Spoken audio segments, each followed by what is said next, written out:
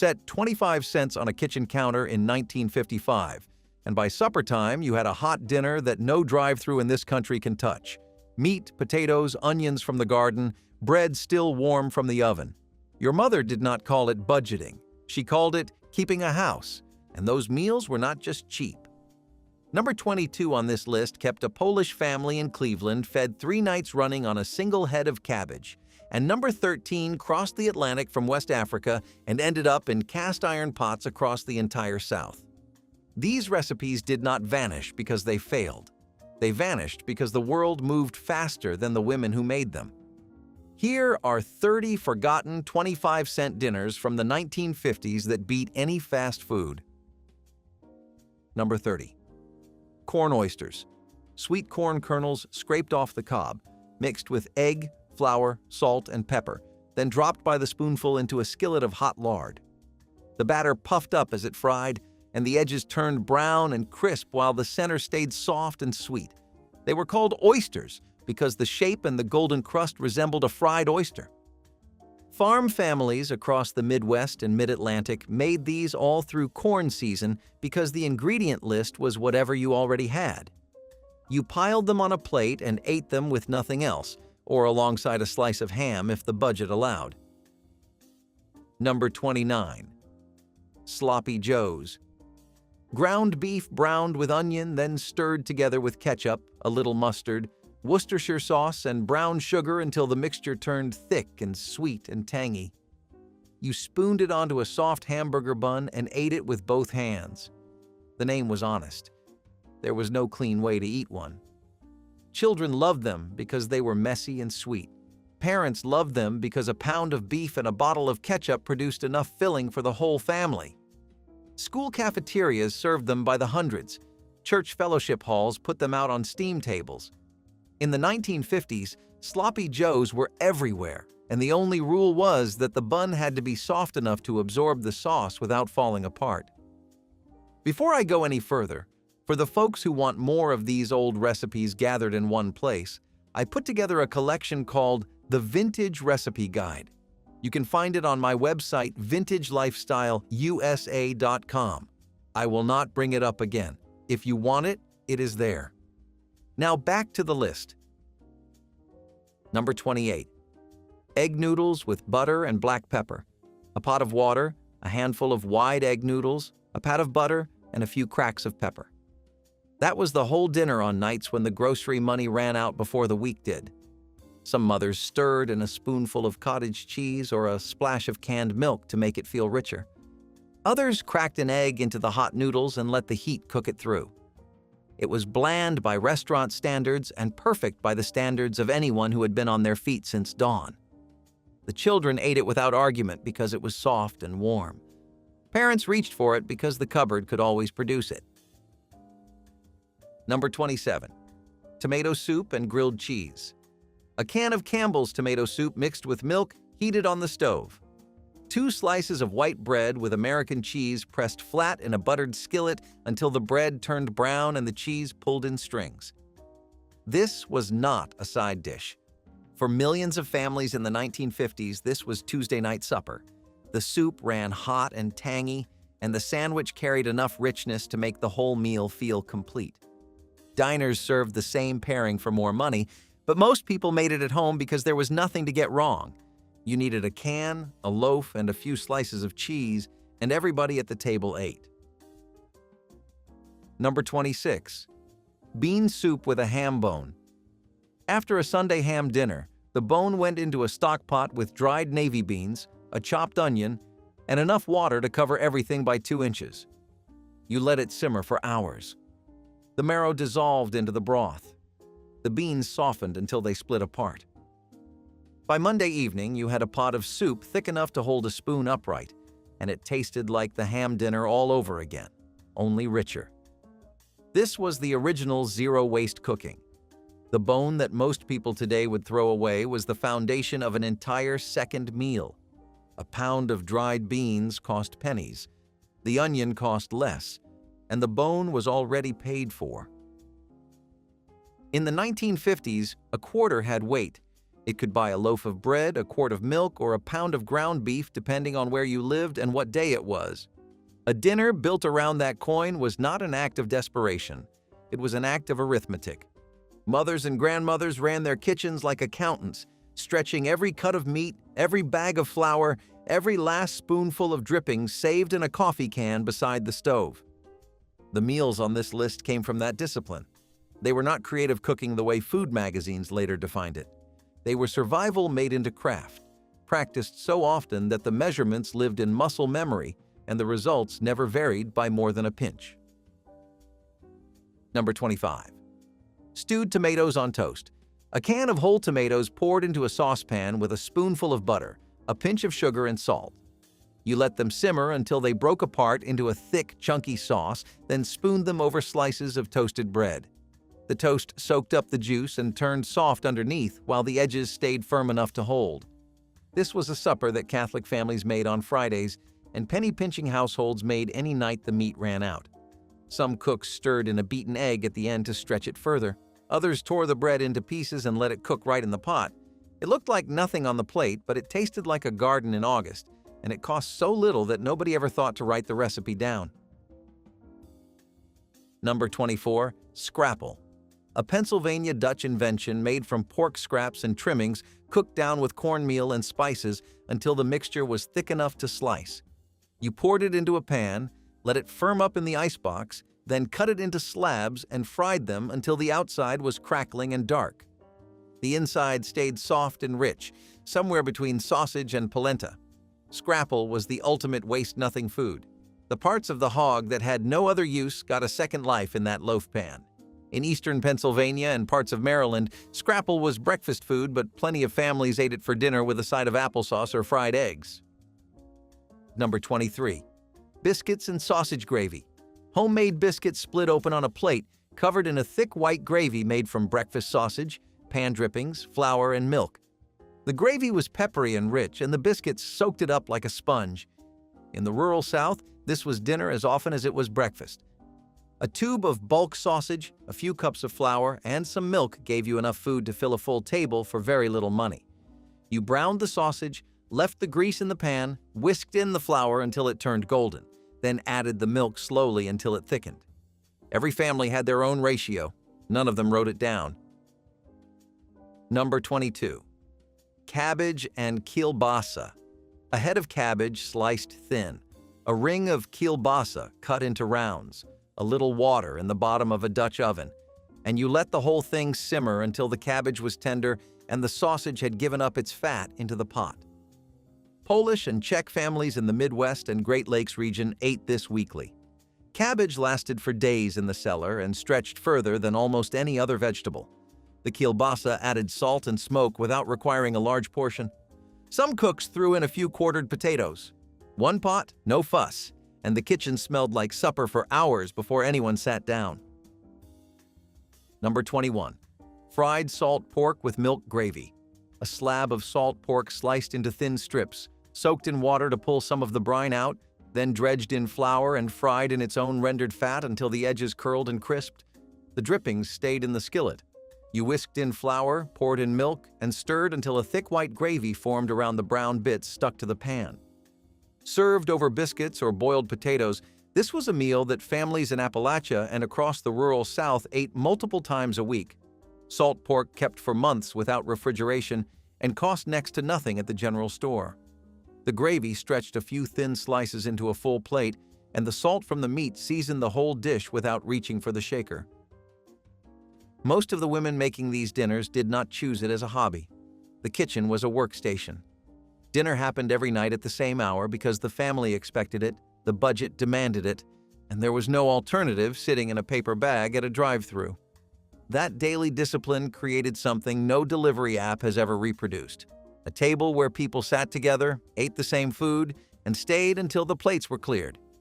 You can order a meal to your door in 15 minutes today, and it will arrive in a bag you throw away before you sit on the couch alone. The meals were simple. The ritual around them was not. Number 20. Fried bologna with mashed potatoes. A thick slice of bologna scored around the edges so it would not curl, fried in a dry skillet until the outside blistered and browned. Serve it on a plate next to a pile of mashed potatoes made from real potatoes, butter, and milk. This was a working-class dinner that showed up in lunchbox towns and factory cities across the Rust Belt and the Ohio Valley. Bologna was one of the cheapest deli meats you could buy, and frying it changed the texture completely. The outside got crispy and a little smoky. The inside stayed soft. Mashed potatoes turned it into a plate that looked and felt complete. No one bragged about serving it. Everyone cleaned their plate. Number 19. Potato soup. 5 or 6 potatoes peeled and cubed, dropped into a pot with a chopped onion, a couple stalks of celery, and enough water to cover. You let it boil until the potatoes were falling apart, then you added a generous pour of milk, a lump of butter, and salt and pepper. Some cooks mashed part of the potatoes against the side of the pot with a wooden spoon to thicken the broth while leaving the rest in chunks. Others ran a fork through the whole thing until it was smooth. Either way, the result was a bowl of soup so thick and warm that it could replace any other dish on a cold night. Potato soup was the meal of last resort in the best possible sense. When the paycheck was 3 days away and the cupboard was almost bare, there were always potatoes. They were cheap by the sack. They kept for weeks in a cool, dark place, and they stretched a meal further than almost any other vegetable.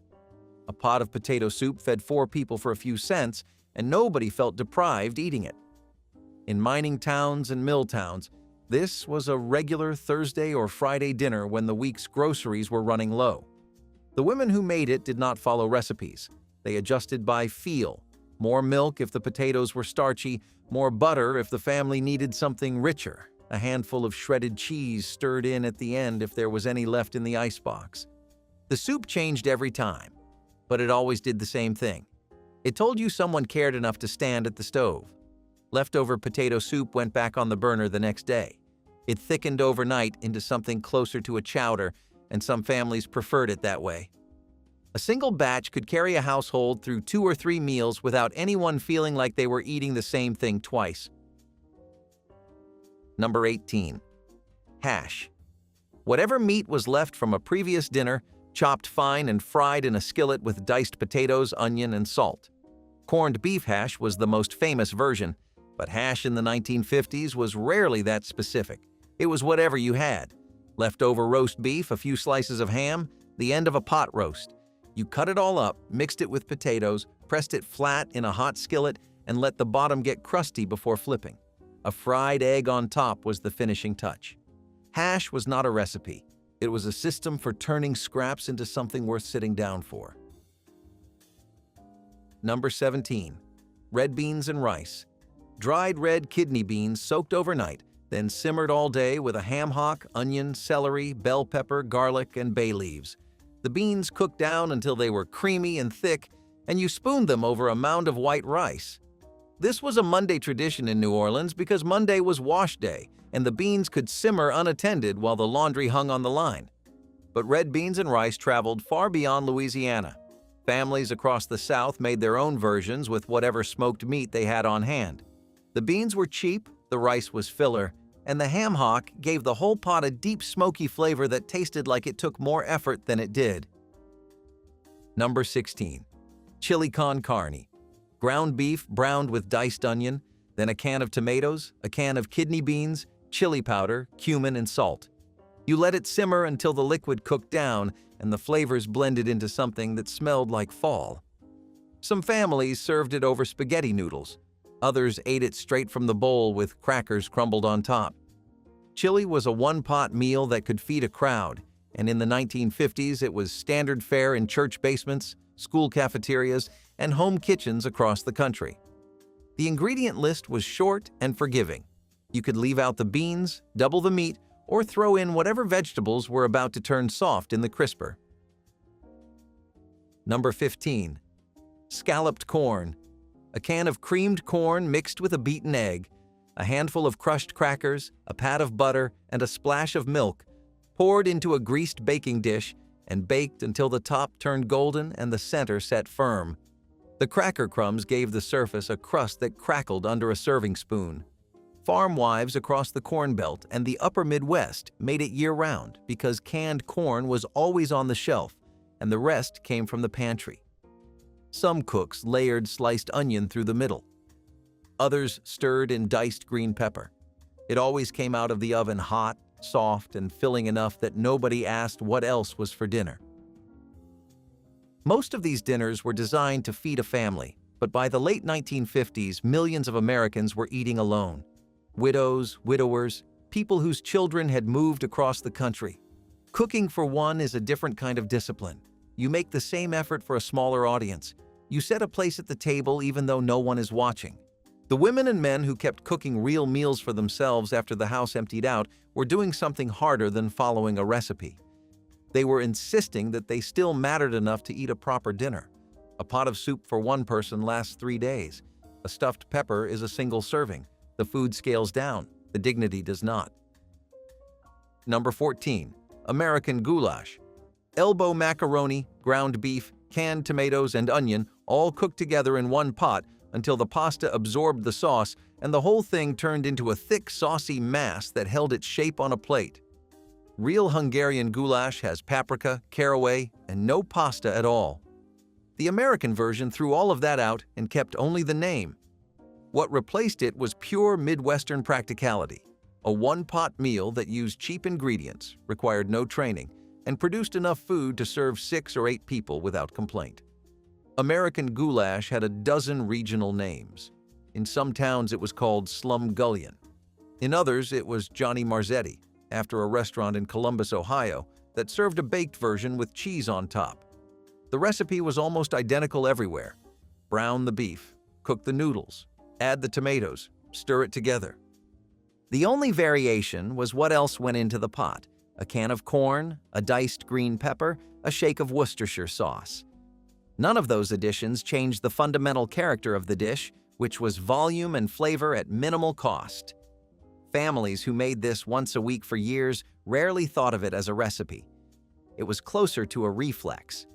A pound of ground beef, a box of elbows, and a large can of tomatoes could appear on the table in under 30 minutes, and the leftovers kept well for days. In school cafeterias across Ohio, Indiana, and Michigan, goulash was a lunchtime staple served in bulk because the math worked. Feed hundreds of children with a few cases of ground beef and pasta, and the cost per plate stayed well under a dime. The name might have been borrowed. The dish itself was as American as the kitchens that produced it. Number 13. Hopping John. Black-eyed peas simmered with a piece of salt pork or a ham hock, then spooned over white rice with chopped onion and a shake of hot sauce. The peas cooked down until they were soft but still held their shape, and the pork fat gave the pot liquor a smoky richness that soaked into the rice. This dish came to the American South through West African foodways carried by enslaved people, and it stayed because it worked. Black-eyed peas dried well and stored through the winter. The rice was filler. The salt pork was cheap. In the Carolinas and Georgia, families ate it on New Year's Day for good luck, but across the rest of the South, it was a weeknight supper that showed up whenever the pantry needed to stretch. Number 12. Split pea soup with ham. A bag of dried split peas, a leftover ham bone, a chopped onion, a couple of carrots, and water. You put it all in a pot and let it cook for 2 or 3 hours until the peas dissolved into a thick green soup and the ham fell apart into shreds. The soup was dense and smoky, and one bowl was enough to fill you up for the rest of the evening. Split peas were sold in every grocery store for pennies a pound, and they kept indefinitely in the pantry. Like bean soup, this was a second meal built from the bones of a first, and it stretched a single ham into days of eating. Number 11. Pinto beans and cornbread. Dried pinto beans, simmered all day with salt pork or bacon ends, served in a bowl with a square of hot cornbread on the side. In the Ozarks, in Appalachia, and across the rural South, this was the default Tuesday dinner. The beans were seasoned with nothing more than salt, pepper, and the smoky fat from the pork. The cornbread was made in a cast-iron skillet greased with lard, which gave the bottom crust a crunch that no modern baking pan can reproduce. Together, the beans and cornbread made a complete meal, though nobody in the 1950s used that term. They just knew it kept you going and the cost was barely worth counting. Number 10. Kidney stew. Beef kidneys trimmed, soaked in salted water to pull out the strong flavor, then cut into pieces and browned in a skillet with onion and a dusting of flour. You added water and let it simmer until the kidneys turned tender and the liquid thickened into a dark, rich gravy. Some cooks added carrots and potatoes to stretch it further. Now, kidneys were one of the cheapest cuts at the butcher counter because most shoppers walked right past them. Served over rice or with thick bread to soak up the gravy, kidney stew filled a table for a fraction of what a roast cost. By the 1960s, organ meats fell out of fashion, and this dish went with them. Number 9. Noodles and cottage cheese. Wide egg noodles boiled until soft, drained, then stirred together with a generous scoop of cottage cheese, a pat of butter, and salt and pepper. The heat from the noodles warmed the cottage cheese just enough to turn it creamy without melting it completely, and every forkful came up coated in a tangy, rich sauce that needed nothing else. Hungarian and Polish families in the industrial cities of the Midwest and Northeast ate this as a regular weeknight supper. The ingredients cost almost nothing, and the dish came together in the time it took to boil water. Some mothers added a spoonful of sour cream. Others tossed in fried onions or a sprinkle of paprika. Children who grew up on it still reach for it when nothing else sounds right. Number 8. Wieners and sauerkraut. Hot dogs simmered in a pot of sauerkraut until the franks plumped up and the kraut turned soft and tangy and faintly smoky from the meat. Serve it with rye bread or boiled potatoes, and the whole dinner cost barely anything per person. German and Eastern European families across the Midwest kept jars of homemade sauerkraut in the cellar, and a package of wieners from the grocery store was one of the cheapest proteins on the shelf. The combination was sour and salty and filling in a way that fancier meals rarely managed. Children who grew up eating it can still describe the smell of the kitchen on the nights their mother opened that crock. Number 7. Chicken fried steak. A cheap cut of round steak pounded thin with a meat mallet, dredged in seasoned flour, dipped in egg, dredged again, and fried in a skillet with enough oil to come halfway up the sides. The breading turned golden and crunchy, and the meat inside was tender from the pounding. You served it with white cream gravy made from the pan drippings, spooned directly over the top. In Texas and Oklahoma, this was a diner staple and a home kitchen favorite. Round steak was one of the least expensive cuts at the butcher, which is exactly why someone decided to bread it and fry it like a piece of chicken. With mashed potatoes and canned green beans on the side, the whole plate came together for next to nothing. Number 6. Meatloaf. A pound and a half of ground beef mixed with breadcrumbs, an egg, diced onion, salt, and pepper, shaped into a loaf in a baking pan and topped with a stripe of ketchup before going into the oven. You baked it for about an hour until the top was caramelized and the inside was cooked through. Sliced thick and served with mashed potatoes and a vegetable, meatloaf was one of the defining dinners of the 1950s. It stretched a modest amount of ground beef into a meal that looked substantial and tasted like someone put in the work. The breadcrumbs absorbed the fat and kept the loaf moist. Cold meatloaf sandwiches the next day were almost as good as the original dinner. Number 5. Fried potatoes and onions. Potatoes sliced thin, onions sliced thin. Both fried in a cast iron skillet with lard or bacon drippings until the potatoes were crispy on the outside and soft in the middle, and the onions had turned sweet and golden. That was the whole meal on some nights. Other nights it came alongside a pork chop or a fried egg. The fat from the skillet gave the potatoes a richness that baked potatoes never had, and the onions caramelized into something close to candy. In Appalachian kitchens and farming communities across the Great Plains, fried potatoes and onions appeared on the table multiple times a week without anyone growing tired of them. Number 4. Pot roast. A tough, cheap cut of beef, usually chuck or bottom round, seared hard in a Dutch oven, then braised for 3 or 4 hours with onions, carrots, potatoes, and a cup of water. The long cooking broke down the connective tissue until the meat was soft enough to pull apart with 2 forks. The vegetables absorbed the drippings, and the broth at the bottom thickened into gravy on its own. Pot roast was a Sunday ritual in millions of homes. You put it in the oven before church, and it was ready when you got back. The leftovers lasted through the middle of the week: cold sliced beef for sandwiches, reheated vegetables with gravy, and the bones went into stock. Number 3. Macaroni and cheese, not the kind from a box. Elbow macaroni boiled, drained, and stirred into a sauce made from butter, flour, milk, and sharp cheddar, then poured into a baking dish and baked until the top blistered and browned. Some families added a layer of breadcrumbs, others let the cheese form its own crust. The difference between this and what came later in a blue box was the difference between a meal and a snack. The homemade version was heavy and rich and filling enough to serve as the only thing on the plate. Children ate it without protest. Adults ate it with a quiet satisfaction that came from knowing the whole dish fed everyone at the table for almost nothing. Macaroni and cheese was not a side dish in the 1950s. It was the whole dinner. Number 2. Hamburger gravy over toast. Ground beef browned in a skillet, then flour stirred in to make a roux, then milk poured in slowly until the whole thing turned into a thick, peppery meat gravy. You spooned it over slices of white toast and ate it with a fork. In some parts of the country, this was called hamburger gravy. In others, it was called poor man's steak. The name changed, but the recipe stayed the same because it did exactly what it needed to do.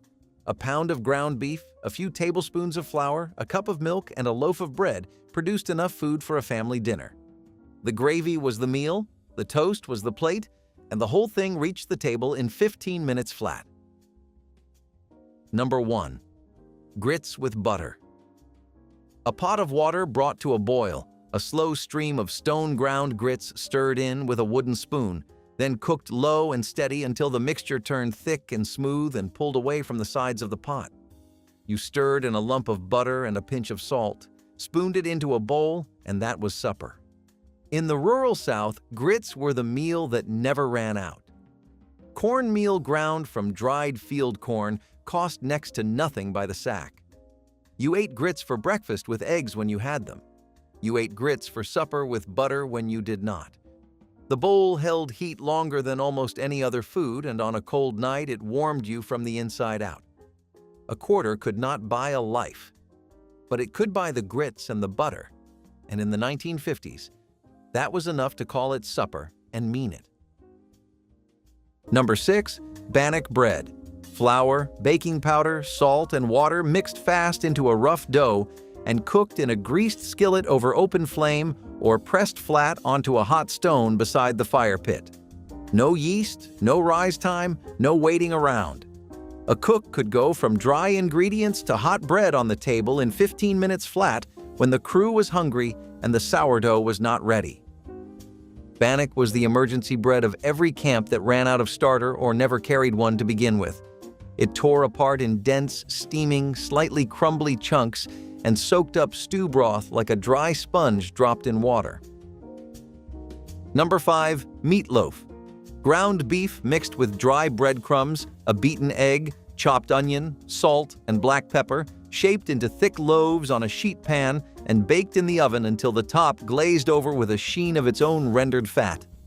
A camp cook made meatloaf in batches of 5 or 6 pounds at a time, sliced it thick as a deck of cards, and served it alongside mashed potatoes and gravy made from the drippings in the pan. The leftovers went cold into next day's lunch pails as sandwiches between slices of sourdough bread. Meatloaf stretched expensive fresh beef with cheap filler that nobody could taste, and not a single man in the crew ever complained about it showing up on the table. Number 18. Macaroni and tomatoes. You boiled elbow macaroni until it was soft, drained it, and stirred in a can of stewed tomatoes with all the juice, a pat of butter, salt, pepper, and a pinch of sugar to cut the acid. That was the whole recipe. Some mothers added a handful of diced onion fried in the butter first. Others crumbled a few saltine crackers over the top. The dish came together in the time it took to boil water, and it tasted like something between a soup and a casserole. Warm and simple and slightly sweet from the tomatoes. This was the dinner nobody talked about because it barely qualified as cooking, but it showed up on tables across the Ohio Valley every single week. It was the filler meal, the one between grocery trips, the one that used two things every pantry already held. Number 18. Keeping a sourdough starter as your only leavening. You mixed flour and water in a jar, left it on the counter, and waited for the wild yeast in the air to find it. After a few days, it started bubbling. You fed it more flour and water every day, and within a week, you had a living starter that could raise bread, pancakes, biscuits, and even cake. No store-bought yeast, no baking powder, just a jar of flour paste that you kept alive the way you kept a fire going. Some Amish families had starters that had been passed down for decades. You gave a cup of it to a new bride as a wedding gift.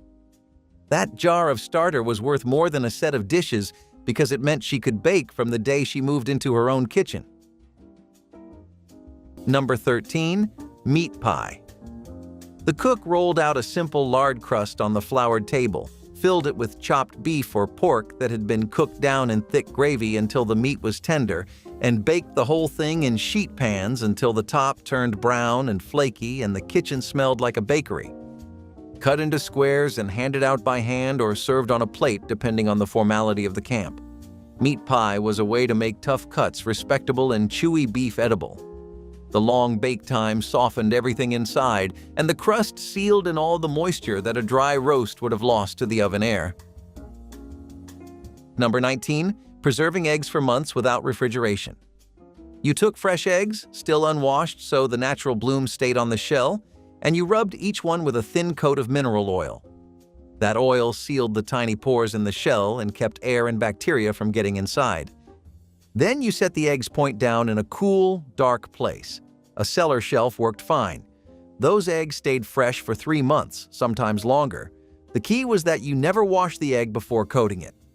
A freshly laid egg has an invisible protective layer called the bloom that seals the shell naturally. Washing removes it. The mineral oil replaced what washing would take away, and it did it better because oil does not evaporate. Some families used a different method. They mixed a bucket of water glass, which is a liquid sodium silicate, and submerged the eggs completely. The water glass formed a hard, airtight seal around each shell. Eggs stored this way lasted 6 months or more and came out looking and tasting like they had been laid that week. You cracked one open in February and the yolk stood up tall and bright orange, the same as the day the hen laid it. Either way, the trick was the same. Keep air out and keep the egg cold. Amish families with a flock of laying hens put up dozens of eggs every spring when production was high and pulled from that supply all winter when the hens slowed down. A family with 20 hens could preserve enough eggs in March and April to last until the flock started laying again the following spring. You never bought eggs from a store. You did not need to. The pantry had them, sealed and waiting, row after row in wooden crates that smelled faintly of mineral oil and straw. Number 11. Chicken and dumplings. When a camp had its own chickens or could get them from a nearby farm, this was the celebration meal. A whole bird simmered in a deep pot until the meat slid off the bone without effort, then dumplings made from flour, baking powder, a pinch of salt, and lard dropped into the boiling broth by the heaping spoonful. They steamed with the lid clamped tight until they puffed up light and tender inside with a slightly chewy skin on the outside. The broth turned thick and cloudy from the starch, and the fat rendered off the bird, and one chicken stretched across 40 bowls because the dumplings did all the heavy lifting. Number 22. American chop suey, elbow macaroni, ground beef, canned tomatoes, and a diced green pepper. That was the whole thing. You browned the beef, added the vegetables, stirred in the cooked noodles, and served it in bowls like pasta with ambition. In New England, they called it American chop suey. In the Midwest, it went by goulash. Down south, it barely had a name at all. The dish had nothing to do with Chinese cooking. The name stuck because anything tossed together fast with whatever you had counted as chop suey in the American imagination of the time. It tasted better the next day, reheated in a skillet with a little extra tomato stirred through. Most families made it once a week and never wrote down the recipe. Number 24. Rendering lard from leaf fat. You took the white fat from around the kidneys of a hog, cut it into small cubes, and put it in a heavy pot over the lowest heat you could manage. You stirred it every few minutes and watched it melt down into a clear, golden liquid. The little bits of tissue that did not melt turned into cracklings, and you lifted those out with a slotted spoon. What was left in the pot was pure lard. You poured it through cheesecloth into mason jars, and once it cooled, it turned white as snow. That lard made the flakiest pie crust you ever tasted, fried potatoes better than any oil on a store shelf, and lasted for months in a cool pantry without going rancid. One hog gave you enough cooking fat to last a family until spring. Number 9. Dutch oven roast. A cast-iron Dutch oven buried in a bed of hardwood coals beside the cookhouse stove, with a beef roast sitting inside surrounded by potatoes cut in half, whole onions and carrots if the supply had them. The heavy lid trapped the steam inside and the coals banked on top browned the meat slowly from above the way a proper oven would. A cook set this early in the morning and did not lift that lid until supper. 8 hours later, the meat was so tender it had no structure left. You could cut it with a spoon and it still fell apart further. The vegetables dissolved into the collected juices at the bottom and became a gravy all on their own without flour or thickening of any kind. In camps too remote for a proper brick oven or too new to have a stove installed yet, the Dutch oven buried in coals was the only way to roast anything at all. A cook might have 3 or 4 of them going at once in a shallow pit outside the cookhouse door, each one holding a different cut of meat at a different stage of doneness, each one needing its coals refreshed on a schedule only the cook kept track of in his head. The men at the table never saw that work. They never knew the timing.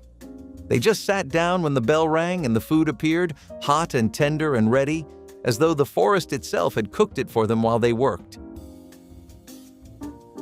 Number 21. Hamburger gravy on biscuits.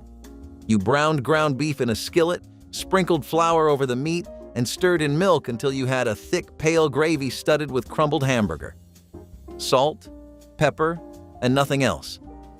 Then you split open a hot biscuit and spooned the gravy over both halves until it ran down the sides and pooled on the plate. Some families used canned biscuits, others made them from scratch with lard and buttermilk. Either way, the meal took 15 minutes from cold skillet to table. This was payday minus 3 food. The kind of supper that used one ingredient stretched with flour and milk into something that stuck to your ribs and kept you full through the night. Men who worked road crews and factory floors ate this twice a week without complaint. It filled the same hole a roast would have filled at a fraction of the cost. In most American homes in the 1950s, dinner was not a decision. It was a schedule. Monday was meatloaf. Tuesday was something from a can. Wednesday was whatever the butcher had marked down. Thursday was leftovers rearranged into a casserole. Friday was fish if you were Catholic and pancakes if you were not. Saturday was hamburgers or hot dogs. Sunday was the only meal anyone planned with any real intention. Nobody scrolled through recipes. Nobody asked the family what they were in the mood for. The woman running that kitchen knew what she had in the refrigerator and how far she could stretch it until payday. That rotation was not boring. It was a system built on knowing exactly what you could afford and making it last. The meals on this list came out of that rotation. They were never exciting. They were always there. Number 21. Open kettle canning for tomatoes. You brought a big pot of tomatoes to a rolling boil, ladled them straight into sterilized jars, and sealed the lids while everything was still hot. The heat created the vacuum. No water bath, no pressure canner, just the boiling temperature of the food itself. Amish cooks did this with tomatoes, applesauce, and fruit preserves. The acidity of the tomatoes made it safe, and a pinch of salt and a squeeze of lemon juice kept the color bright. A single row of tomato jars in the cellar could carry a family through 6 months of winter soups, stews, and casseroles. You heard that seal pop when you opened one in December, and the kitchen smelled like August. Amish women timed the harvest so they could put up a full year's worth of tomatoes in a single week, working from dawn until the last jar sealed. People today call it meal prep. The Amish called it survival. Every shelf in that pantry was organized by season. The front row held what you needed this week. The back row held what would get you through February. Nothing was random. The jars were filled in order, dated with a grease pencil, and rotated so the oldest got used first. The root cellar below kept potatoes, carrots, turnips, and onions buried in damp sand at a steady temperature all winter long. The smokehouse out back held the meat. The spring house kept the dairy cold. It was a network, and every part of it depended on the others. When one piece failed, you felt it in your meals for months. That is why these tricks mattered. They were not clever ideas. They were the difference between eating well in January and going hungry. Number 1, the full camp breakfast. Everything at once. Flapjacks, eggs, slab bacon or fried salt pork, oatmeal, biscuits, beans left over from the night before, sourdough bread with butter, canned fruit if the supply allowed it, and coffee strong enough to stand a spoon in. All of it spread across the long table before dawn. All of it gone in 20 minutes of silent eating. The full camp breakfast was not one dish. It was a philosophy built out of necessity and respect.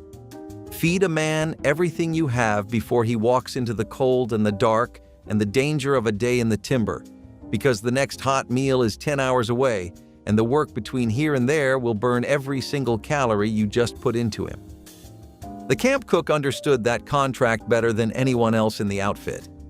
You show up, I feed you, and you come back tomorrow. The breakfast was the handshake. Number 14, Swiss steak. The name had nothing to do with Switzerland. It came from the technique of Swissing, an old textile term for running fabric through heavy rollers to flatten and smooth it. That was exactly what you did to the meat. You took a cheap, tough cut of round steak, laid it on a board, and pounded it with a meat mallet until the fibers broke down and the flour you pressed into both sides worked its way deep into the grain. Then you browned it hard in a hot skillet, laid it in a baking dish, covered it with canned tomatoes, sliced onions, and sometimes a diced green pepper, and baked it for 2 hours or more. The pounding and the long braising did what money could not. They turned a cut of beef that would have been too tough to chew into something tender enough to pull apart with the side of a fork. This was the meal families cooked when beef was on the table, but the budget only stretched to the cheapest piece in the case. The tomato sauce thickened around the meat as it baked, and by the time you pulled the dish out, the kitchen smelled like something slow and honest. You served it with mashed potatoes and poured the thick tomato pan sauce over everything on the plate.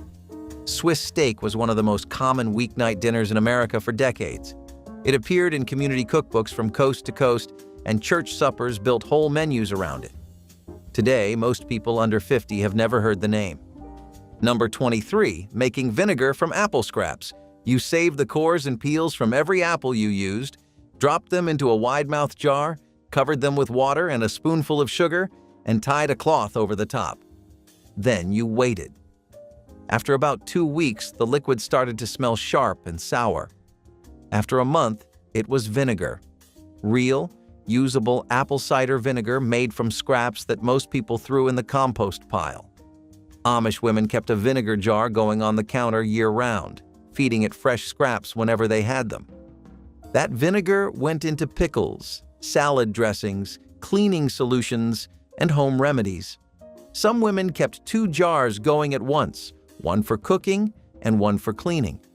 You poured off what you needed and topped it up with fresh scraps and water. The jar never ran dry, and you never had to buy a bottle. Number 2, beef stew. The foundation of camp cooking everywhere timber fell in this country. Beef cut into chunks the size of a man's thumb, floured and browned hard in hot lard, then buried in water with potatoes, carrots, onion cut rough, and enough salt to taste in a pot big enough to bathe in. It simmered from mid-morning until the supper bell rang. The broth thickened on its own from the flour and the starch the potatoes released, and by serving time it coated the back of a spoon. Deep bowls with bread for sopping up the last of it. A single pot fed the whole crew, and the cook only had to tend it twice between breakfast and dinner. Beef stew was the meal a man thought about first when someone asked him about camp food 20 or 30 years later. Everything else faded. The stew remained. Number 19. Wiener and bean bake. You sliced a package of hot dogs into coins, stirred them into 2 cans of pork and beans, added a spoonful of yellow mustard and a squeeze of ketchup, and poured the whole thing into a baking dish. Some families laid extra hot dog halves across the top like little logs.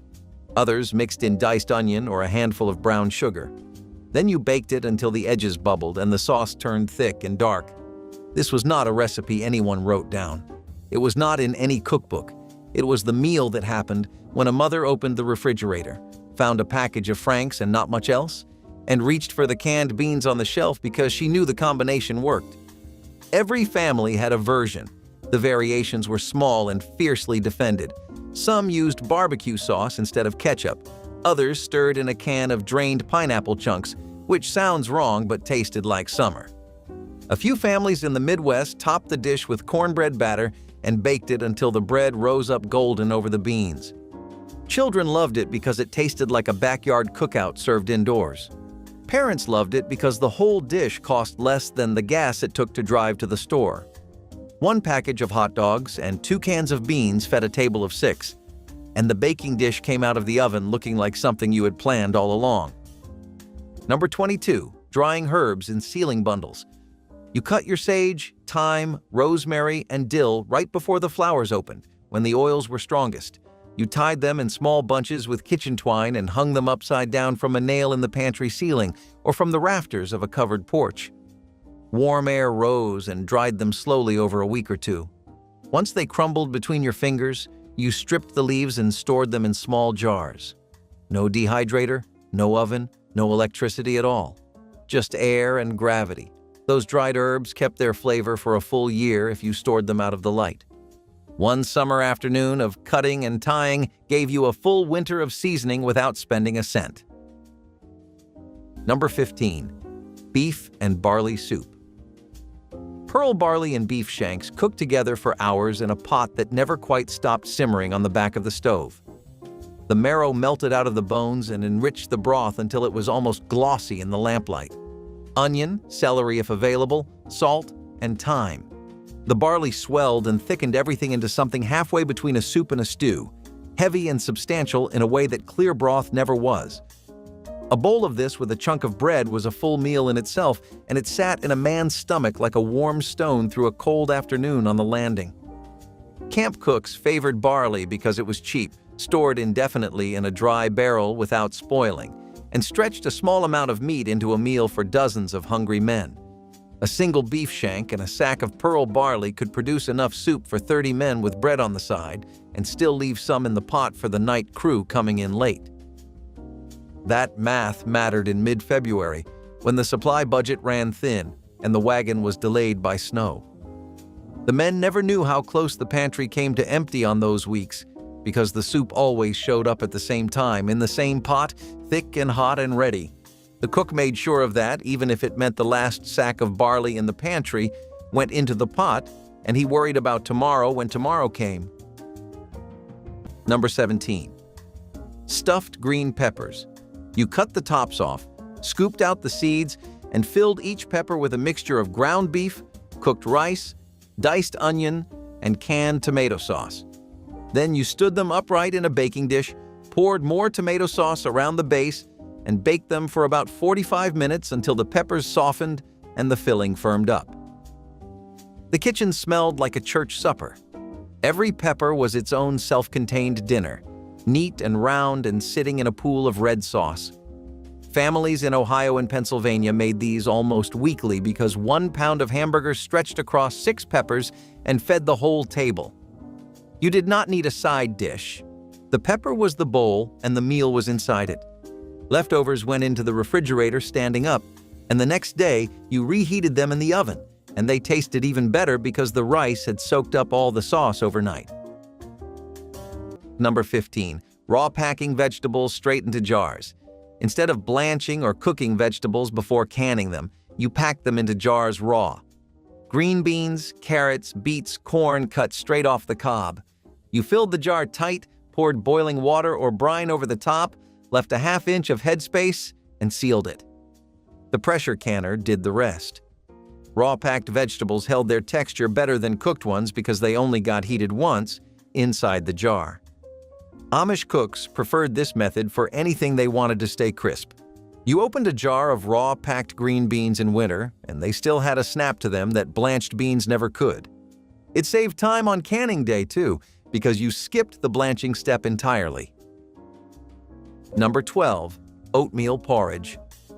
Steel-cut oats cooked overnight on the back of the stove, stirred once at 3 in the morning when the cook first came in, and once again at 5 when the fire got built up for breakfast.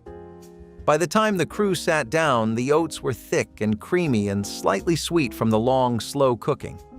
Served with canned milk poured over the top and brown sugar or dark molasses spooned on by each man to his own taste.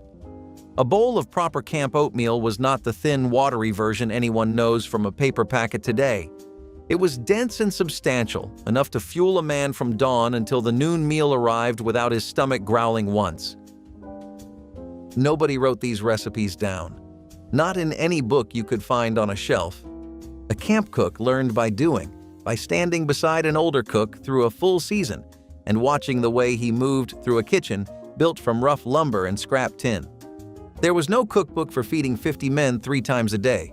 No thermometer for the oven that was really just a cast iron box beside an open fire. You learned what done looked like by burning it first. You learned what too much salt smelled like before it hit a tongue. And when that cook got old or hurt or just tired of the isolation, he walked out and the next man stepped in and figured it out the same way. Every one of these meals exists only because someone remembered eating it and passed the story along before the memory disappeared along with the camps themselves. Number 15. Ham and lima bean casserole. Leftover ham cut into cubes, frozen lima beans, and a can of cream of mushroom soup. You mixed everything together in a baking dish, topped it with buttered breadcrumbs, and baked it until the edges bubbled. The mushroom soup was the sauce, which meant you did not need to make a roux or measure anything beyond opening a can. Lima beans were everywhere in the 1950s. They showed up in casseroles, soups, and side dishes because they were cheap and available frozen year-round. Most children hated them. Most mothers served them anyway. This casserole was the dinner nobody asked for and nobody complained about. It filled the plate, it used up the ham, and it was done in 40 minutes.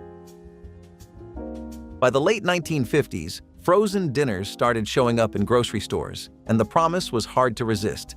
A full meal on a tray, ready in 20 minutes, no planning required.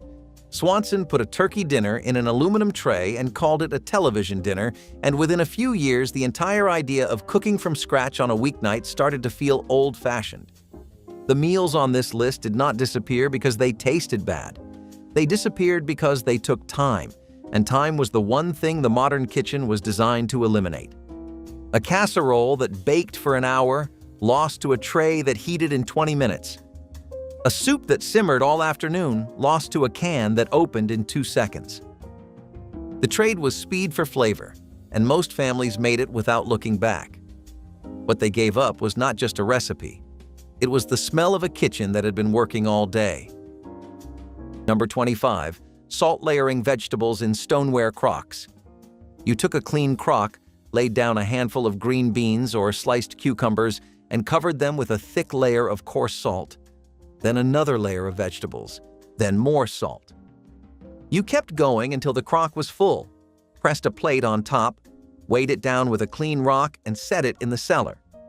The salt pulled water out of the vegetables and created its own brine.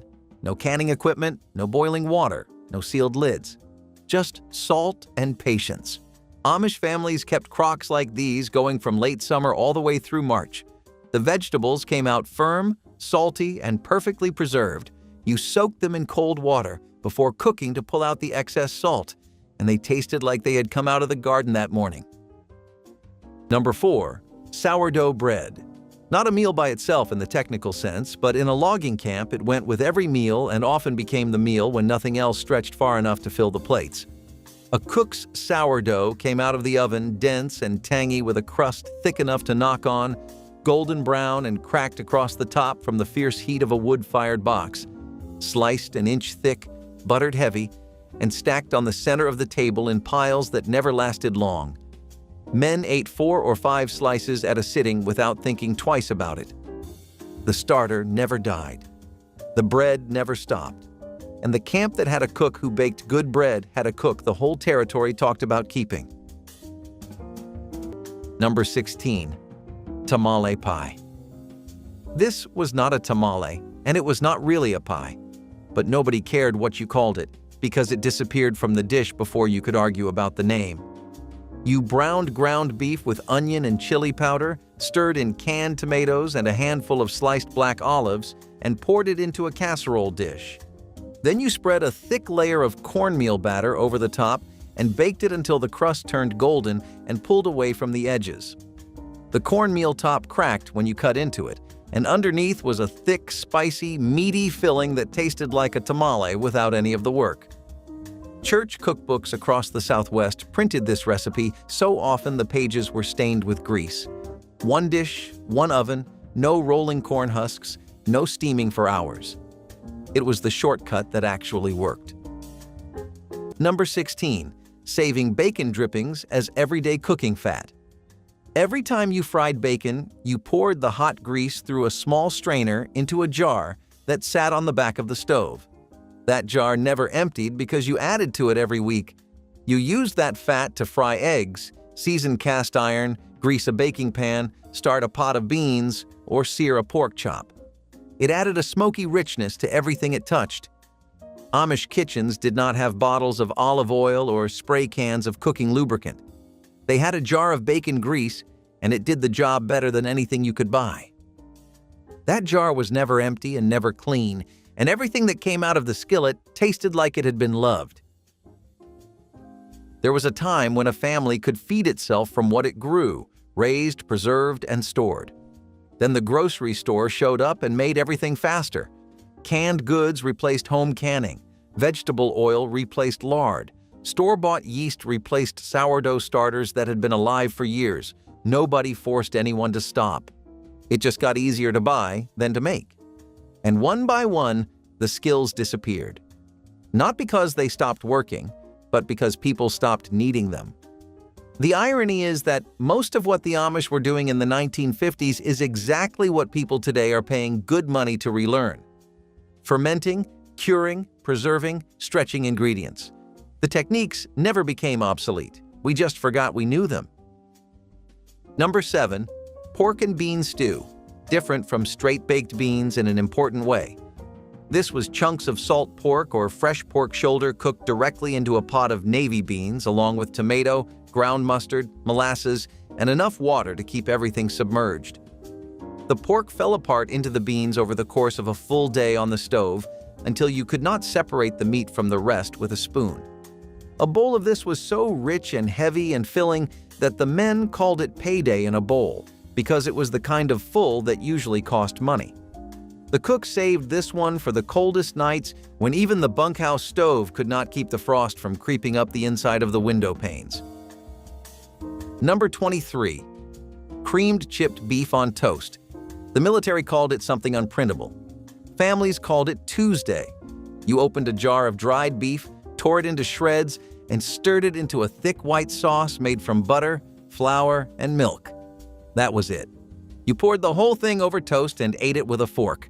Soldiers brought this recipe home from the service and kept making it because it was fast and cheap and it filled you up when nothing else in the pantry would. The beef was salty enough to season the entire sauce on its own. Some cooks added a pinch of black pepper or a shake of paprika, but most did not bother. 2 slices of toast, a ladle of creamed beef, and dinner was done in 10 minutes. It was the kind of meal nobody bragged about and everybody made. Number 17. Wrapping cheese in vinegar-soaked cloth.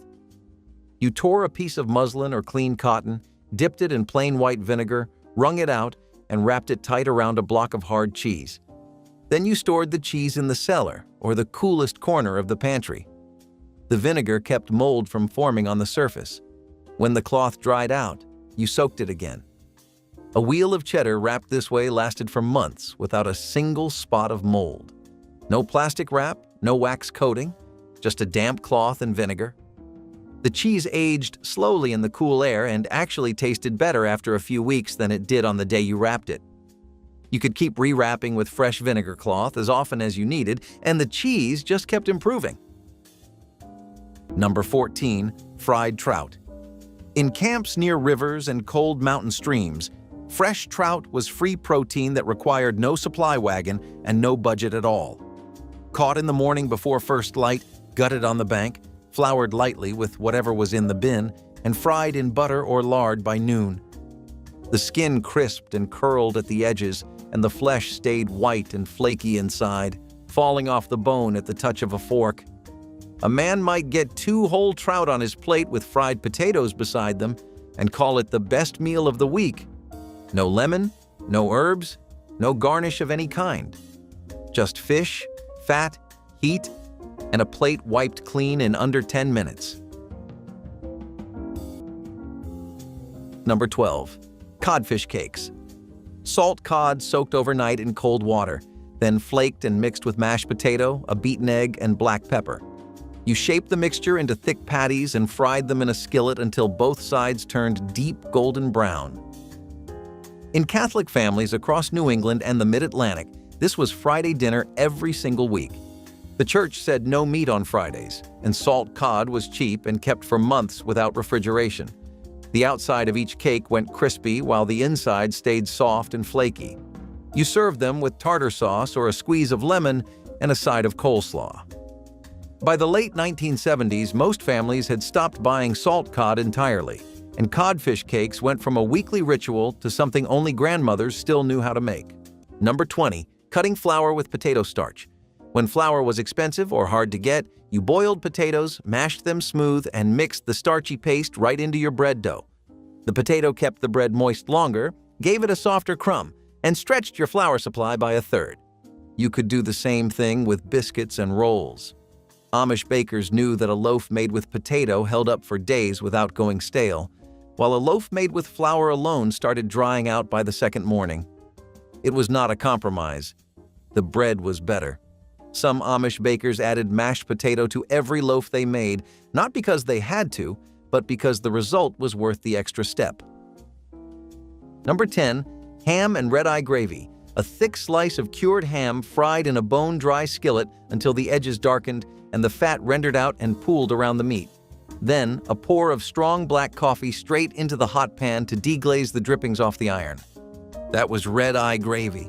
Thin, dark, salty, and bitter, in a way that woke a man up faster than the coffee alone ever could, served over split biscuits or alongside fried eggs on a plate.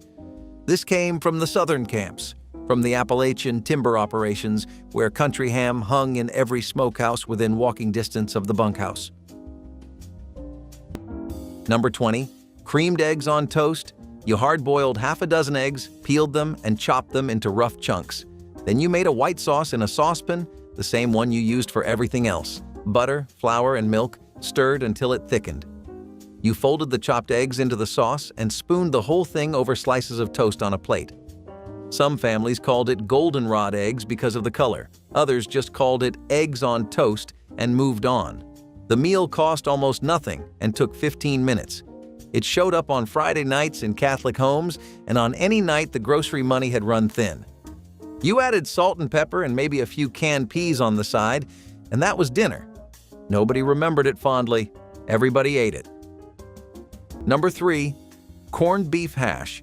Canned corned beef chopped on the block and fried with diced potatoes and onion in a hot skillet until the whole mass formed a dark crust on the bottom that crackled when you dug in with a spatula. A fried egg laid on top if the camp kept chickens. This was fast, cheap, and filling in equal measure, which made it the go-to breakfast on mornings when the cook overslept or the crew showed up at the table earlier than expected. The can opened with a key and the meat crumbled right into the hot pan without any prep time, thawing, or trimming. Heat and eat and get to work. That was the entire philosophy of a camp morning. Number 13. Ring bologna dinner. The butcher sold it in a horseshoe-shaped loop, and you brought it home and sliced it into thick rounds. You browned the slices in a skillet until the edges curled and crisped, then served them alongside boiled potatoes and sauerkraut from a jar. In the upper Midwest and parts of Pennsylvania, this was a standard Tuesday night. The bologna had more flavor than a hot dog and cost about the same. Some families simmered the whole ring in a pot of water with potatoes and cabbage, like a poor man's version of a boiled dinner. Others fried the slices and served them with baked beans. Either way, it was a meal built around a piece of processed meat that most grocery stores still carry today, but almost nobody thinks of as dinner anymore. Number 8. Johnny cake. Cornmeal, salt, boiling water, and a little lard mixed into a stiff batter and fried on the hot griddle in thick patties. Golden outside, dense and gritty inside, in a way that modern cornbread from a box mix never achieves.